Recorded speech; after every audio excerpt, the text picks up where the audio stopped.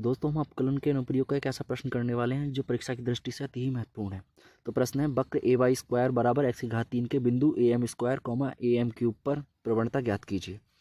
तो सर्वप्रथम हम वक्र के समीकरण को एज इट इज उतार लेंगे। उसके पश्चात हम जानते हैं कि डी वाई डी एक्स जो होता है वो ही प्रवणता का मान कहलाता है। तो वक्र एक का हम एक्स के सापेक्ष डिफ्रेंसिएशन करेंगे।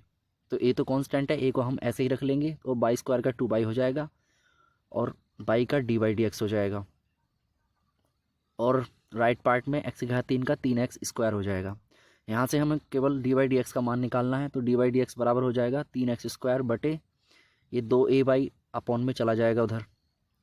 तो डी वाई डी एक्स बराबर 3x स्क्वायर बटे 2a बाई बन जाएगा। अब यहाँ पर ये जो बिंदु दिए हुए हैं ए एम स्क्वायर और ए एम क्यूब, इन बिंदुओं को हम यहाँ पर डी वाई डी एक्स में एक्स और बाई के स्थान पर लगा देंगे। उसके पश्चात हमें कुछ कंडीशन इस प्रकार से नजर आएगी, d y d x at point a m square comma a m cube बराबर 3 गुणा ए एम स्क्वायर का भी होल स्क्वायर क्योंकि एक्स का स्क्वायर है अपॉन 2a और बाई के स्थान पर हमने ए एम क्यूब लगा दिया। इसको आगे सोल्व करते हैं। आगे सोल्व करने के पश्चात हमें प्राप्त होता है 3a स्क्वायर एम की पावर 4 2a की घात 3 और m की घात 3। a स्क्वायर से हमने a की घात 3 को कट कर दिया है और इसी प्रकार से m की घात 3 से m की घात 4 कट गई है।